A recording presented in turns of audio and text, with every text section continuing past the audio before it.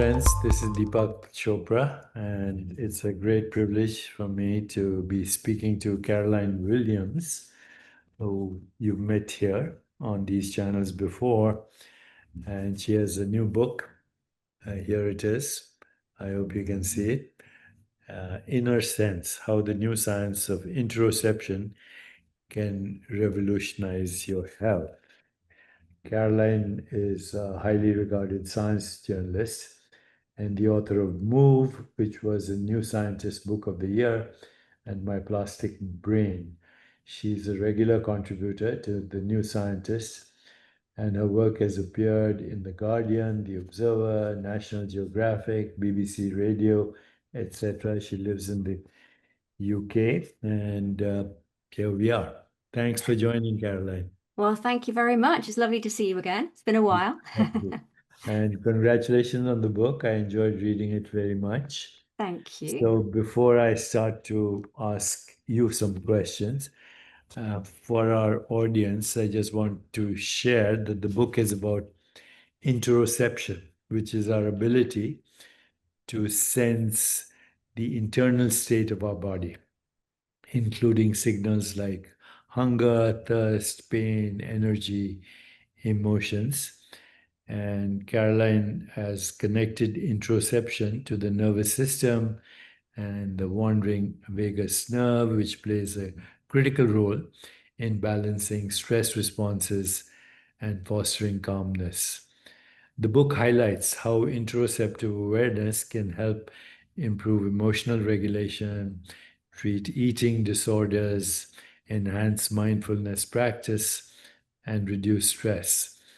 And Caroline has interviewed brain scientists, neurodivergent researchers, health practitioners who use interoceptive awareness and interoceptive regulation for bringing about homeostasis.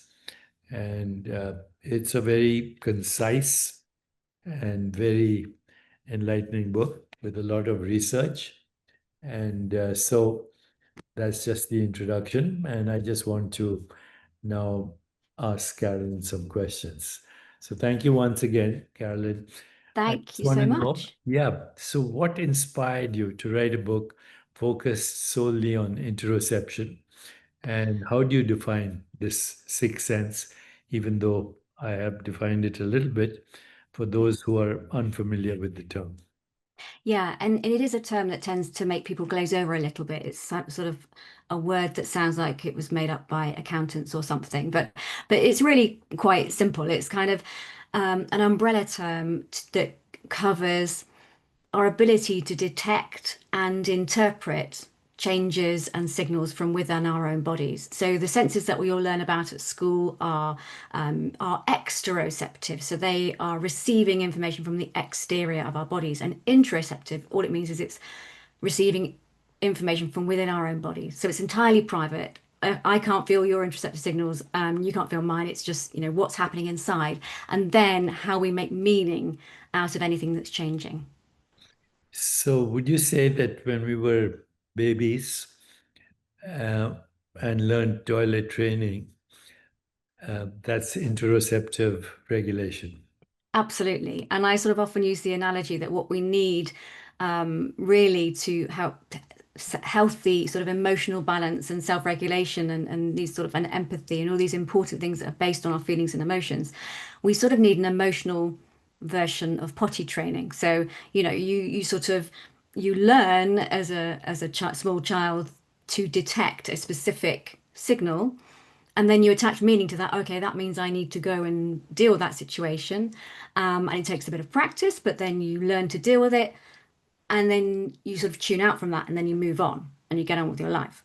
Whereas I think with some of our other signals, like stress signals and pain signals or whatever, there's lots of things that will happen and they'll stay with us longer than they need to. Maybe because we haven't detected them accurately, maybe because we've interpreted them in a slightly odd way. But the idea would be to be like, okay, my heart is racing. I'm a bit anxious now. Okay, I can do this to help myself. I can do some deep breathing or whatever. And then you move on with your life. That's what these signals are there for. So that's the link between interoception and mental health, basically. Yeah, there are lots of links because there are lots of different types of signals, of course. So, you mentioned eating disorders, that's to do with gut brain signaling. And it's not necessarily, so I think one of the things researchers are trying to work out is what counts as the healthy level of interoception, because it differs for different people. So some people might be oversensitive to gut sensations in a way that makes eating really uncomfortable and triggers sort of pain and panic and all these things. Other people are insensitive and will, just ignore some of these important signals and not let it change their behavior or how they feel. And so the important thing really is to sort of try and get the balance between what you're feeling and what it means right at whatever level you are able to kind of tune in to these sensations and signals. So, how is interoception different from more familiar senses, such as, you know, our regular sensory experience, but also things like proprioception? Yeah, so proprioception is the sensation of where our body is in space without having to sort of look to check that my arms are over there. I know that they're over there. So the difference between proprioception and interoception is that interoception gives us information about the homeostatic state of our bodies. So it's not telling us where we are, it's telling us how we're doing. So if you're hungry, for example, that's a signal that you need to go find food. So it's a motivating signal and a feeling. And they tend to come loaded with a sense of how urgent they are and whether it's good or bad. So something, excitement, longing, hunger drive you to go and do something. Pain and fear may drive you not to. So the interoceptive signals, basically why they evolved is to tell us what we need to survive in a world that, honestly, the world's just there. It Mother Earth isn't there to look after us. We have to get by ourselves. And so these sensations and signals are very important because we want to survive. We need to know what to do, and we need to feel that by noticing whether it's good, bad, urgent, or less so. Why do you think this has been overlooked in mainstream science and medicine until now? It's a good question, and it's sort of been bubbling away over the generations. So the first idea that the body was involved in emotion. So William James back in the 1880s and Carl Lang, they both came up with the same idea at the same time that our emotions are based in bodily feelings, but they've sort of got shouted down by the wisdom of the time.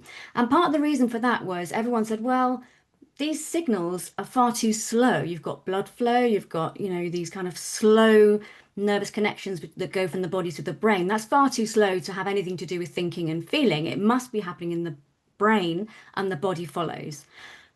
But what's happened over the last, I guess, 20 years, very slowly, and then interoception is really starting to peak up now, is that the understanding of the brain has slightly changed. And so now, when we're talking about perceptions, one leading explanation for how we perceive the world is that the brain makes predictions constantly. So the brain now has no access to the outside world around us or the interoceptive world. It's all to do with the sensory information it's receiving. And so the brain's constantly predicting based on previous experience and then comparing those predictions to the information that's coming in from the senses, internal or external. And what that does is it speeds the whole thing up. So you don't have to wait for the change in heartbeat to happen. The brain's already predicting. And so what the brain's predicting, the body adapts to. And so feelings come out of all this when the prediction is different from the information coming in from the body. And when that happens, there's a clash.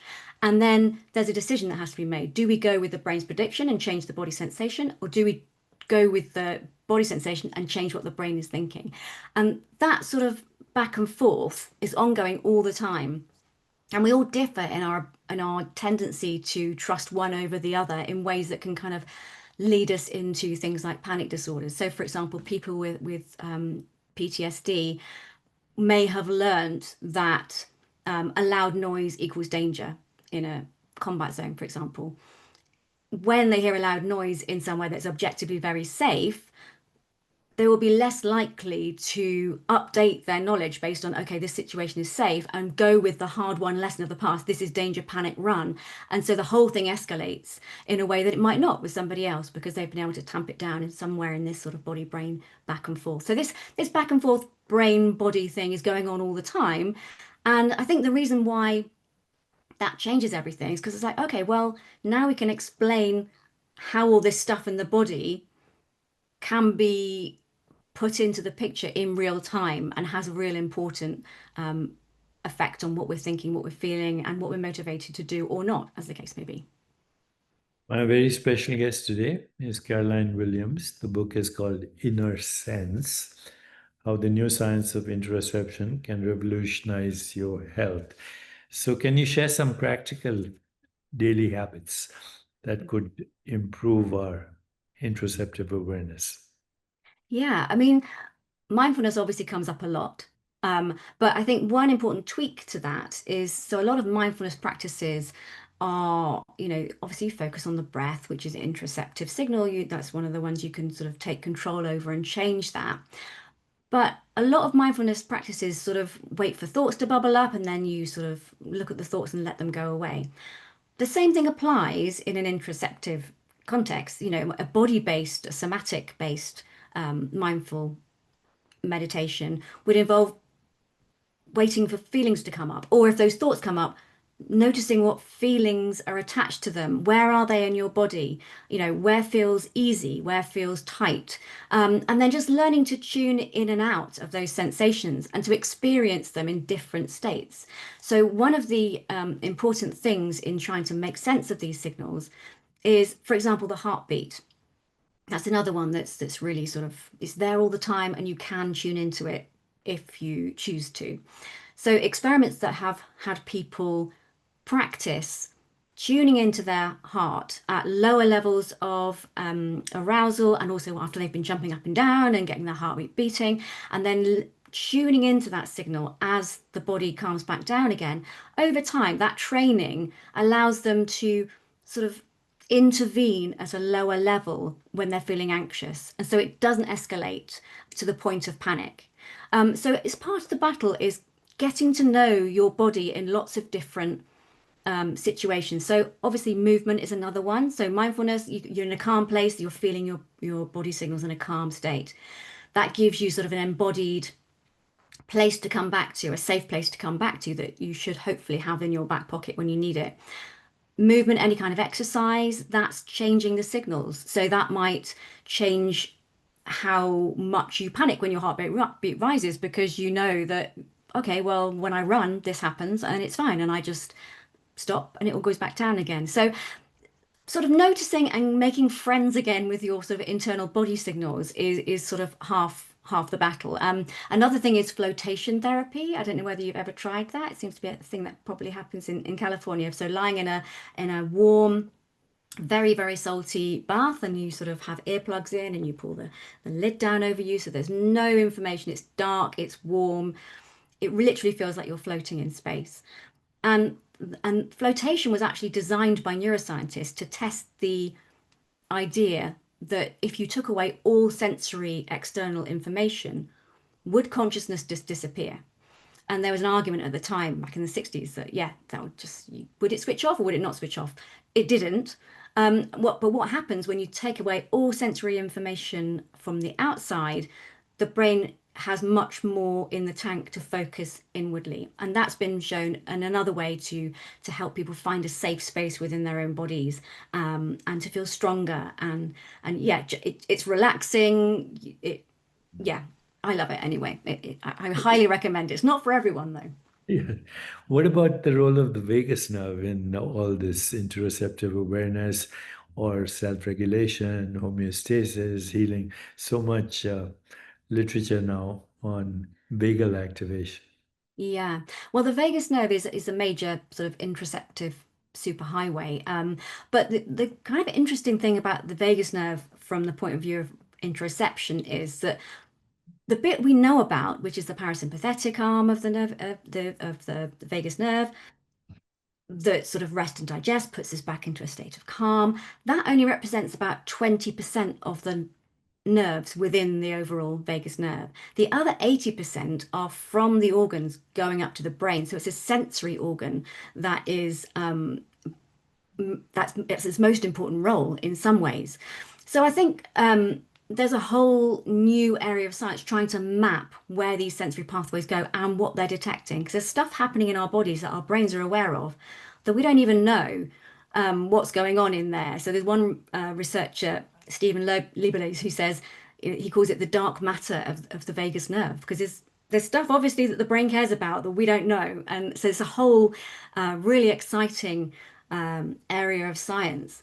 And also in terms of vagus nerve stimulation, what we're doing at the moment is it's a pretty blunt tool for the most part. You know, we've got this nerve that's got sort of 100,000 individual nerve fibers in it, and we're just sort of blasting the whole thing. And we know that it works for certain things like epilepsy and treatment-resistant depression with an implanted one. There's been some work with inflammatory disorders. We know that it works, but if we know better, then we'll be able to target different parts of the nerve with different frequencies and hopefully target different organs, different pathways. So I think there's a whole lot more to learn. So what we know right now, which is, okay, you can do some nice deep breathing and your vagus nerve will be activated. That's great, but there's a whole new world to explore of what's going on in the vagus nerve. Were you surprised in any of your interviews, either from lab researchers or clinical researchers, anything that kind of came as a surprise to you? Yeah, there was lots of things that I found surprising. I mean, I was surprised how much my own brain could be stubborn even when there were different things happening in the body. So I tried one experiment where they sort of wired me up to via a snorkel to an oxygen tank, and it was to do with air hunger. So the sensation of not having enough air is inherently linked to feeling anxious. But they sort of tricked me, as scientists often do in these kinds of experiments. So they sort of had me breathe in and notice when it was a restricted breath, so they'd make it more difficult to breathe, and at other times they wouldn't. And they sort of trained me that if they played a particular tone, it would be a hard breath. And if they played a different tone, it would be an easy breath. And then they mixed it up without telling me. And so my job then was just to breathe and to say, did I experience a difficult breath? And did I expect a difficult breath? When the results came back, I thought I'd aced it. I was like, well, clearly I know when I can't breathe. But no, because I'd been trained on a particular tone, if they played me the tone that I thought signaled an easy breath and then gave me a hard one, I didn't notice. And the same the other way around. So this kind of, it's tempting to think of getting in touch with your body as the wisdom of the body. You should always listen to your body. But I think we have to keep in mind that sometimes, because of this complex back and forth, body and brain, that what we're actually conscious of might not be the right answer. So the body may sometimes know best, sometimes it doesn't. So we have to kind of factor in the whole situation and be aware of all of the bits that are going into that. It's very interesting. In your book, of course, you mention other than mindfulness and biofeedback, you talk about psychedelics. How does that influence interoceptive awareness? I don't think we exactly know. I think there's a lot about psychedelics that we don't necessarily know. And I've never actually tried it myself. I've tried lots of self-experimentation for this book, like swallowing vibrating capsules and, being wired up to this, that, and the other. I've never tried the psychedelic route. But there was one person that I spoke to who had tried it, and she'd also had flotation therapy for quite severe eating disorder. And her experience of this psychedelic therapy was that it was a very similar experience in that it put her experience was very visceral. It was very in her body. And she kind of had this awareness that her body was trying to tell her something and that she just needed to listen to it. And she said that was very similar, but more intense than what she experienced in the flotation tank as part of Is her that what, therapy. psilocybin or I LSD? think she did. I think it was psilocybin. It could have been ketamine therapy. I can't remember exactly which one she used, but I think it might have been psilocybin because she was describing very very intense, very emotional experience that she had. But you know, from my sort of limited knowledge of what these therapies do to the brain, it seems to be like a reset somehow of some of these connections. And so, yeah, But that maybe there's is the something. activity of the default mode network as well. Mm, Which is the default mode network in the brain, which apparently is the neural correlate of our ego mind. So that's suppressed, according to what I've read. hmm. Yeah, so maybe it sort of it makes us. The one important thing about interoceptive signals is that it's increasingly seeming that they represent the foundation of our sense of self, because the idea being that when the brain develops in a fetus, the heart has already been there for the heart's been there beating since week 5 of gestation. The brain at that point is just a couple of tubes trying to roll up and make a shape. So we have these rhythms of our body. So the constant beating of the heart, the in and out of the breath, the gastric rhythm, which is completely independent of the brain. And that these give our brain something to hang our sense of self onto. So maybe what happens when you have these visceral experiences, it interrupts that back and forth between the body and the brain. Say, this is me, this is now, this is how I feel. And maybe afterwards it settles it down to a sort of a different reset position. Who knows? You see, I think in your book you address how interoceptive awareness or regulation can influence the outcome and things like somatic pain, addiction, eating Mhm. disorders. Yeah. Share a little bit about that.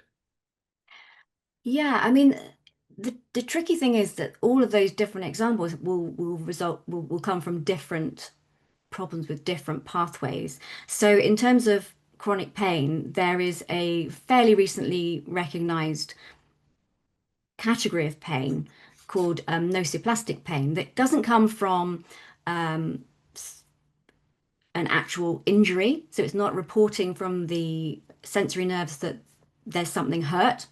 It's not from a problem with the wiring that's sort of triggering, tripping a switch. It's some imbalance between the body and brain perception that adds up to the sensation of pain. So pain is very sort of a flexible thing. So if you're with someone that you love and they're taking care of you, you can take more pain. If you are expecting to feel more pain, you will feel more pain. And so the way that pain research seems to be going is towards a sort of a biopsychosocial model that looks at the whole person.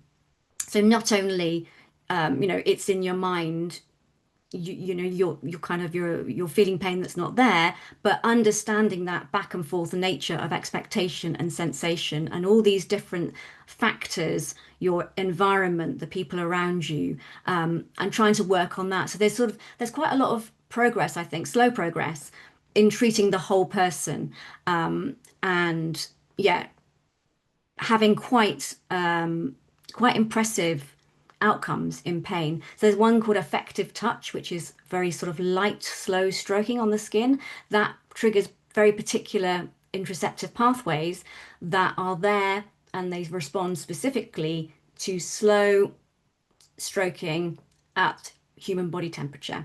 And they're thought to have been there.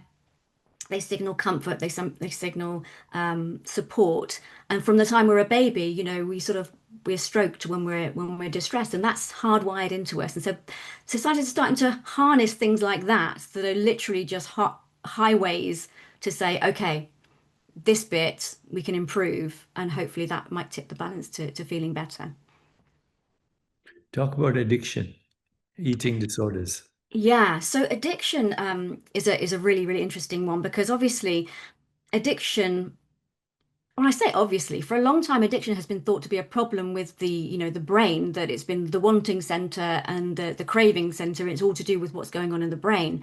But actually, if you speak to people with addictions, they actually that what they're experiencing is embodied cravings. They want the feeling of smoke in the throat if you're a smoker, or you feel excited or you feel tense. It's all to do with what's going on in the body. And there's a lot of research now that's showing that the insula, the part of the brain that receives and interprets all of these interoceptive signals, is really, really involved in keeping addictions going. And so, if you can stop maybe think of it as a brain problem and start working on getting people to tune in to what these signals are. So flotation has been used in this context as well.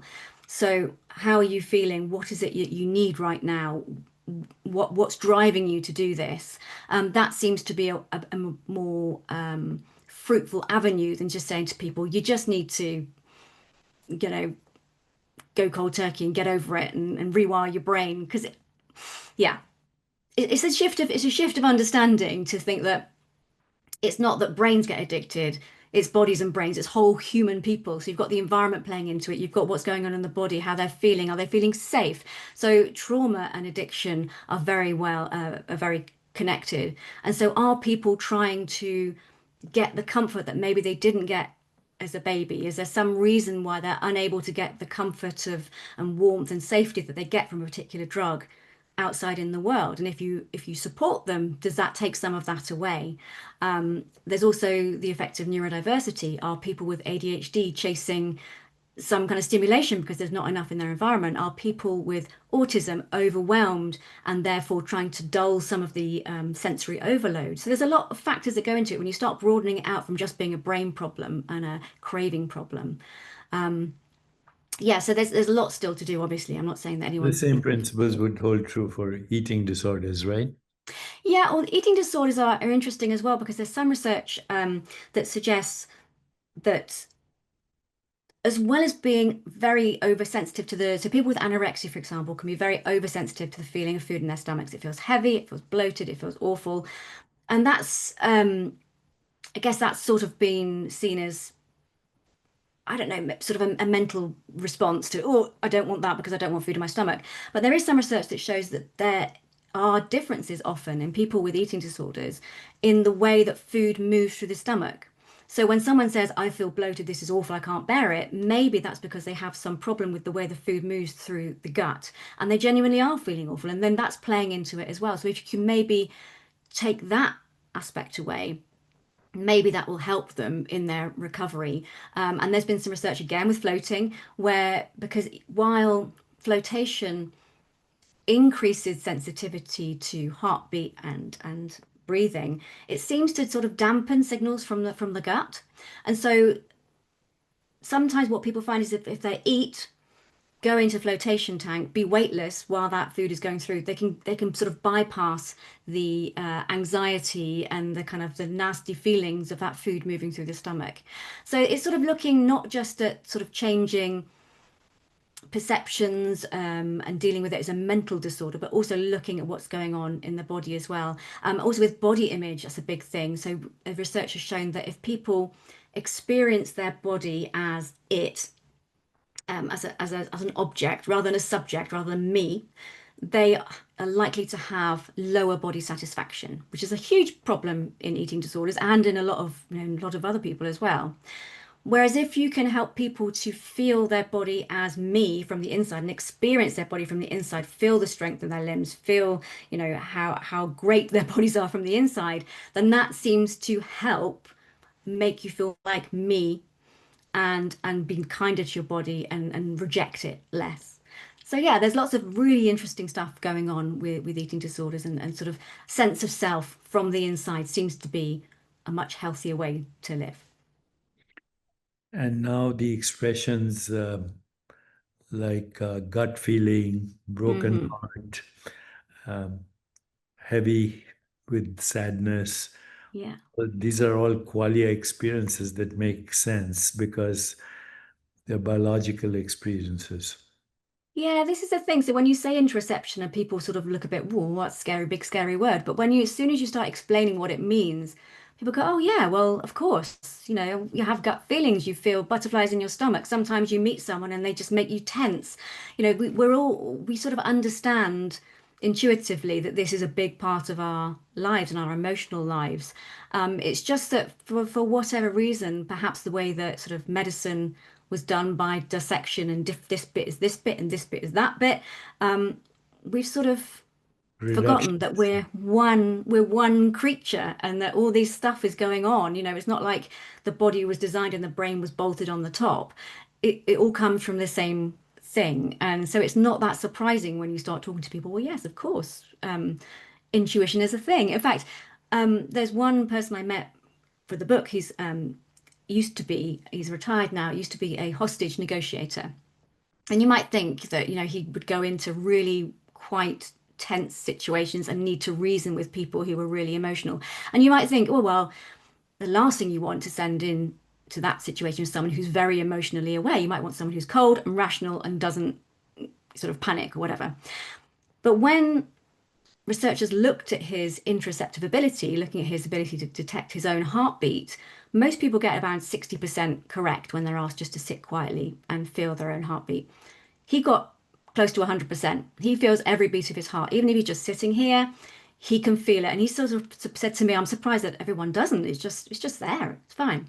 And he told me that he uses that ability to sense changes in the atmosphere between him and a person. And sometimes they're just on the phone to each other, they're not even face to face.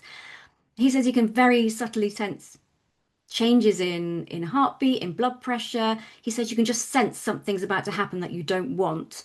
And he can also sense when a person becomes receptive to suggestion and to being talked down. And it's made him a very successful at what he does. He did say to me, on the other hand, if you go out to dinner with a bunch of hostage negotiators, forget about it because they're just not going to decide where to eat because everyone's, they're too in tune with everything. But in that situation, when everyone else would be panicked or frozen, he's able to tune into his body and go, okay, and let it guide him and use his intuition to make better decisions. Okay, so all this is amazingly interesting. Now, let me share with you some personal stories to see if your reaction. In the year 2012, I happened to be in Aspen for the Brain Conference. Aspen has a huge festival every year where they talk about brain, mind, body, etc. And I got a call, this is 2012 or so, from the R&D chief of one of the biggest pharmaceutical companies. Won't mention which one, but he flew all the way from Europe to meet me, etc. And he said, we are moving into electraceuticals. So this is 2012. I said, please explain to me what you mean by electraceuticals. And he said, well, the FDA had approved vagal implantation and activation for epilepsy, Mhm. intractable epilepsy.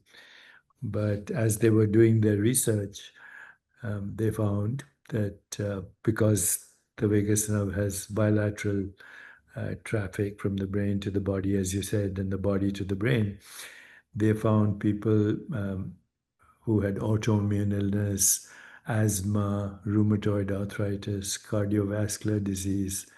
All these things were actually getting better, some going into complete remission, even one or two cases of cancer remission that he mentioned.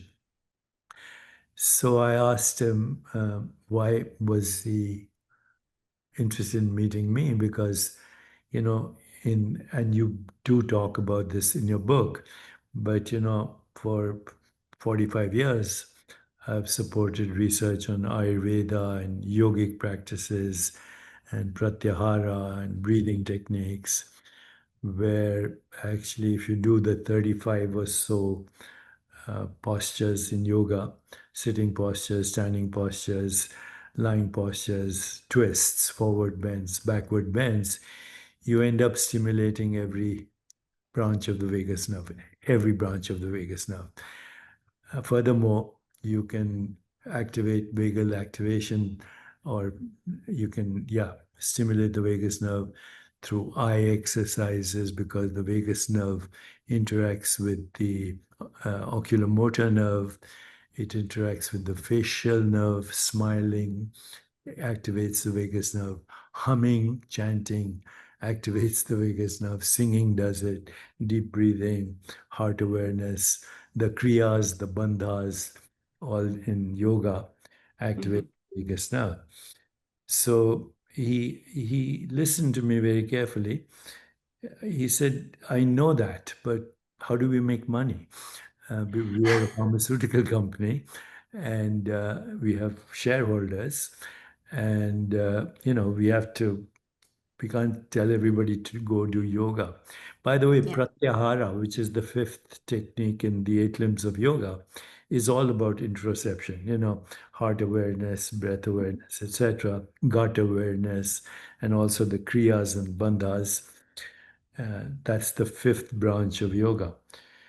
So I said, you could probably do vagal implantation for people who are moribund, who are on a wheelchair, but then you could start teaching some of these techniques.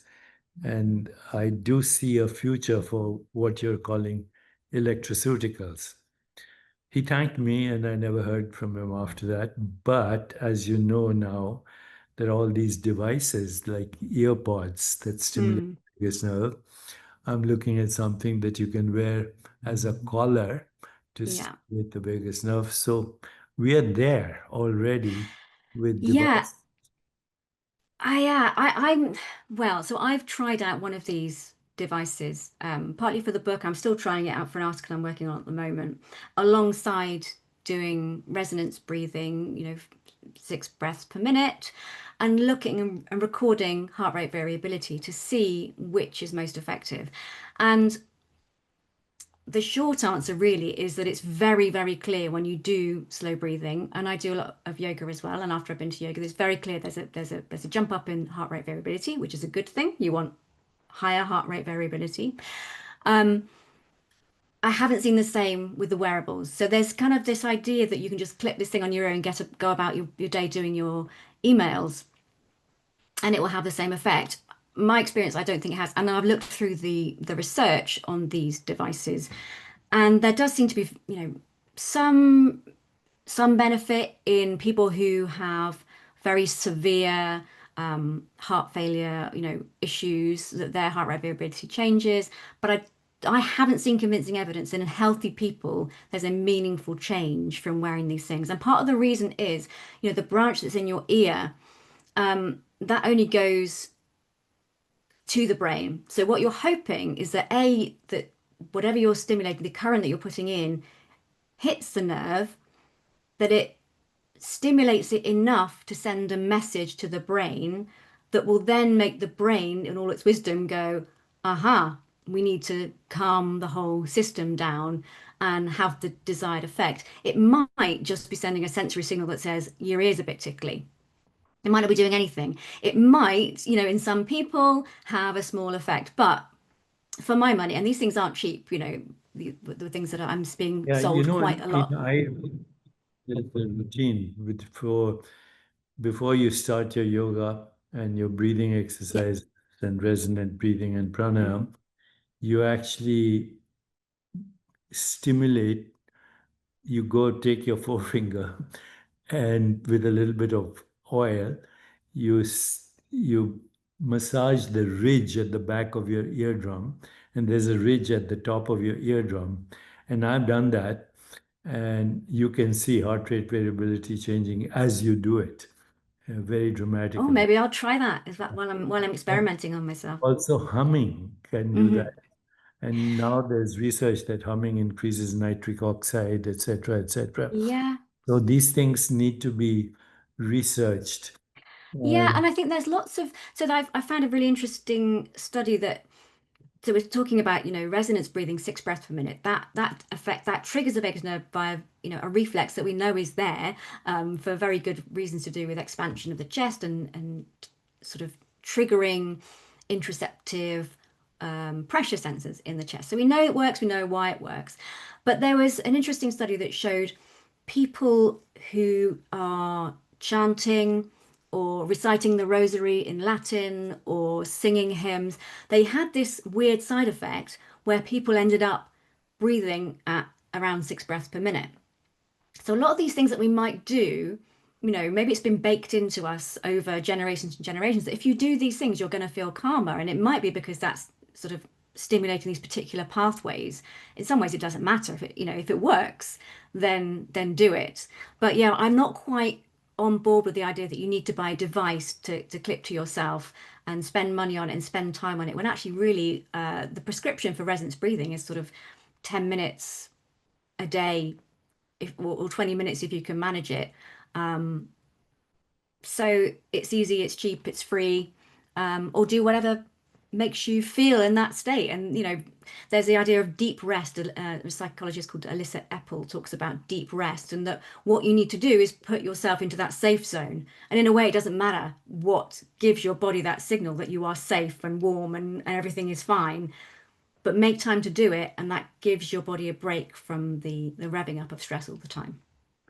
There's a longevity breath in yogic traditions where you breathe in to the count of six.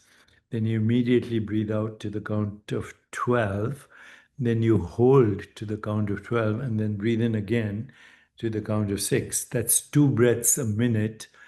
And what happens is your brain waves go into delta, which is deep sleep state. And I've practiced that for a while. And just so you know, I wear all these devices. So I'm wearing Aura Ring, I'm wearing the Ultra Human, I'm wearing the Apple Watch just to compare with them. And in January this year, next year, we are launching a program called epigenetic reprogramming through AI. And I'll come to you and share it with you in January with Augustinus Bader, which is the skin epigenetic cream. But now we're taking this to a new level through how do you regulate. And after a while, you don't have to use these because you get to tune into them. And you also realize that they vary, they don't give the same Yes. reading. Yeah. But the reading they give is consistent for that particular device. So there's a lot of research that needs to be done. But what do you see now as the future? Because I was thinking electraceuticals, metaceuticals, digiceuticals, flotation therapy, immersive experiences, VR. We are seeing a whole new revolution in what you could easily call mind-body practices. What do you think Yeah, is and the that, future? yeah, I think there really is a move. So that there's an NIH program for interoception that I've sort of been to some of their conferences, and you have people from all different sort of fields of medicine and psychiatry and psychology, all kind of coming together and sort of trying to find mind-body solutions to these problems, which is really encouraging, I think. I think it's sort of slow progress because of the way that the medical profession is set up. But when you have so many problems that are so common, whether they're mental health issues, whether it's things like IBS that are not body issues, they're not brain issues, it's an interaction between the both. We've got chronic pain, we've got fatigue. There's all these things that don't really have a good answer at the moment. And so using these new tools, hopefully we can sort of prod around and sort of into this body brain conversation and sort of go in and sort of fiddle with one input and see if that changes things. So one example of I told you about swallowing a vibrating pill. That was to try and measure differences in people's sensitivity to their stomach. So that could be important for eating disorders, but also gut issues like problems with IBS, all these kinds of things, and to see if we can train people to be more or maybe less sensitive to sensations in their gut could be a more fruitful way forward than trying to find a new drug that's going to dampen that sensation. So maybe sort of harnessing these connections is a really, really exciting way forward for lots of things, because there's lots of things that we don't understand because they can't be described by one organ or by removing something, because they involve the whole body and brain together. So I think there's definitely a move towards that, which I think is kind of Yeah, see, exciting. having trained as a neuroscientist and neuroendocrinologist, but also coming from a background of yoga and Ayurveda, there's a huge difference in how we perceive the body in the West and the East. So the body is a physical object, even though it's not an object, it's a verb, it's a constantly changing phenomenon. But still, we have a physicalist ontology. Mhm. In yogic traditions, the body is made of awareness, and these biosensors are our senses, and biomotors are our motor organs. And this is the biocomputer, and the autonomic nervous system is the neural correlate of your subconscious mind. And by tuning into the wisdom of the body, you can regulate all of it through various practices. The next frontier, I believe, is how to take all this and make it measurable as well. Mhm. So, Yeah, I mean, I have the same experience as you when I was researching the book. I had two bands and a chest-borne strap, and I was measuring heart rate variability. And my conclusion from that was one measure is better than three because some days one of these devices said, "Oh dear, you're not feeling very well. You should go back to bed," and the other device on the same day said, "Woohoo, go in and smash your goals." And it's like, well, what's going on here? And that's they're only ever that's where we snapshots. need better technology. Yeah, yeah. So I think Well, we can this has definitely been a improve on that. very interesting, wonderful conversation. Congratulations on the book. Thank you. And I see you have great endorsements from great experts. And I particularly like the endorsement by Sally Adi on the author of We Are Electric. That was an amazing Yes. book too, you know, Yes, I loved that looking book. at the Yes, body yes. as the electron. So thank you. The book is called Inner Sense, How the New Science of Interoception Can Revolutionize Your Health. Pick it up, but more than that, read it and practice, practice some of the techniques recommended. Any last words, Caroline?